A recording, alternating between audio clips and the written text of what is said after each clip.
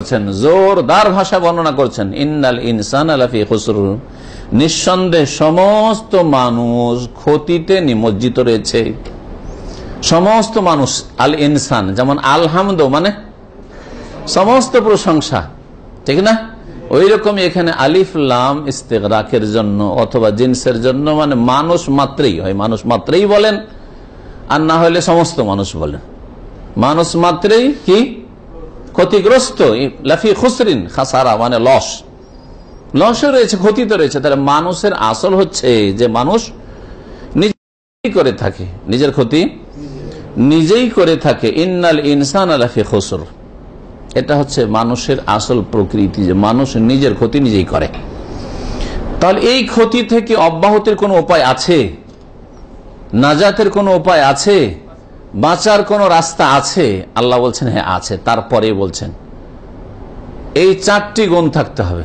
চারটির একটি থাকলে হবে না, চারটির দুটি থাকলে হবে না। এই চারটি গুণ যেই মানুষের মধ্যে আছে সেই ব্যক্তি, সেই মানুষ ক্ষতিগ্রস্ত নয়, সেই মানুষ হচ্ছে লাভবান, সেই মানুষ হচ্ছে সফল কাম। ইল্লাল্লাযীনা আমানু, তবে ওরা ক্ষতিগ্রস্ত না যারা বিশ্বাসী হয়েছে। যারা কি হয়েছে? বিশ্বাসী হয়েছে, ইমানদার হয়েছে। ইমান মানে বিশ্বাস করা, ইমান মানে বিশ্বাস করা। আর লেখক বর্ণনা করেছেন প্রথম বিষয় কি? ইমান উল্লেখ করেছেন না ইলম উল্লেখ করেছেন? ইলম উল্লেখ করেছেন। তো কোরআনে আসলে ইমান, আর লেখক উল্লেখ করলেন ইলম, জ্ঞান অর্জন করা। তো ইমান দিয়ে ইলমের দলিল কেমন করে হয়? কেউ যদি আপনাকে প্রশ্ন করে, যদি এটা ক্লিয়ার না জানা থাকে, তাহলে আপনি হতভম্ব হয়ে যাবেন। কথা তো ঠিকই, কোরআনের আয়াতে আছে ইমান, আরো বলছে যে চারটা জিনিস হচ্ছে প্রত্যেক মুসলিমের জন্য জানা ফরজ। তা হচ্ছে কি করা? ইলম হাসিল করা, তারপরে আমল করা, দাওয়াত দেওয়া, আর ধৈর্য ধারণ করা। তো ইলম কোথা থেকে পেল? তো কোরআনের অপব্যাখ্যা। হ্যাঁ, কোরআনের তাফসীর আপনাকে করতে হবে। ইমান মানে বিশ্বাস, বিশ্বাস মানে কোন কিছুর বিশ্বাস, তাই না? এক অথবা একাধিক বিষয়ের, বহু বিষয়ের বিশ্বাস, ঠিক না? এটা হচ্ছে ইমান। তাহলে এই যে বিশ্বাস করবেন, তো এই বিশ্বাসের কাজটা অন্তরের কাজ, ঠিক না? বিশ্বাস কি দিয়ে করা হয়?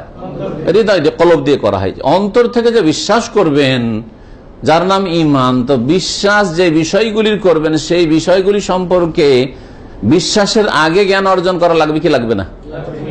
বলে ভাই আমি কিছু জানি না তবে বিশ্বাস করি, যদি কেউ বলে, তো কি বলবেন আপনি? মানে ইসলামের কি জানেন আপনি? কিছু জানি না তবে বিশ্বাস করি। কি বিশ্বাস করেন তাহলে? আরে কাল মার্কস বিশ্বাস করে যে আল্লাহ নেই, ঠিক না? আপনি কি বিশ্বাস করেন? তো বলছে আল্লাহ আছে। আর কি বিশ্বাস করেন? আল্লাহ এক। তাহলে তো নলেজ আছে। আর যদি না আমার ওইসব কিছুই নলেজ না, বুঝি না, কিছুই জানি না, আমি বিশ্বাস করি, তাহলে হইতে পারে? তাহলে ঈমান যে অন্তরের কর্ম, এই অন্তরের কর্মের আগে সেই সম্পর্কে নলেজ লাগবে, যার নাম হচ্ছে ইলম। এই জন্য আল্লামা শাইখ সালেহ ফওজান বলছেন যে লিআন্নাল ঈমানা লা ইয়াকুনু ইল্লা আন ইলমিন, ঈমান অসম্ভব, বিশ্বাস করা অসম্ভব যতক্ষণ আপনার নলেজ নেই। আগে বিশ্বাস করেছেন যে আজকে বুধবার বা দেশা ইসলামিক সেন্টার রাকাই ইসলামিক প্রোগ্রাম আছে, জি, এটা আগে কি করেছেন? আগে বিশ্বাস করেছেন না আগে জেনেছেন? আগে জেনেছেন, খবর হয়েছে, তারপরে কথাটা বিশ্বাস করেছেন, তারপরে টান দিয়েছেন এখানে আসার জন্য, ঠিক না? তারপর আমল করেছেন। বোঝা গেছে? আগে এই সম্পর্কে জেনেছেন, তারপরে কথাটার উপর আস্থা হয়েছে, বিশ্বাস হয়েছে, তখন এই দিকে এসেছেন, যার নাম হচ্ছে আমল কর্ম। যদি প্রথম জানাই না থাকতো, আর বলে আমি বিশ্বাস করি, ভাই কি বিশ্বাস করেন? তা তো জানি না কি বিশ্বাস করি, পাগল না? তাহলে ঈমান মানে মাস্ট, তার আগে কি? ইলম। ঈমানের আগে হচ্ছে ইলম। তো ঈমানের মধ্যে ইলম ঢুকা আছে, কারণ ঈমান হইতে পারে না। ঈমানের রুকন কয়টি? খুঁটি কয়টি? 6টি। এইটা নলেজ, এটা ইলম, যে 6টা জানা আছে আপনার, যে 6টা জিনিস বিশ্বাস, এটা হচ্ছে ঈমানের খুঁটি এগুলো। হ্যাঁ, আর এর অনেক শাখা প্রশাখা রয়েছে, ঈমানের 70-এর বেশি শাখা প্রশাখা রয়েছে। এগুলো হচ্ছে নলেজ, ইলম। এই ইলমগুলির সাথে এখন আপনি বিশ্বাস স্থাপন করবেন, ঈমান নিয়ে আসবেন।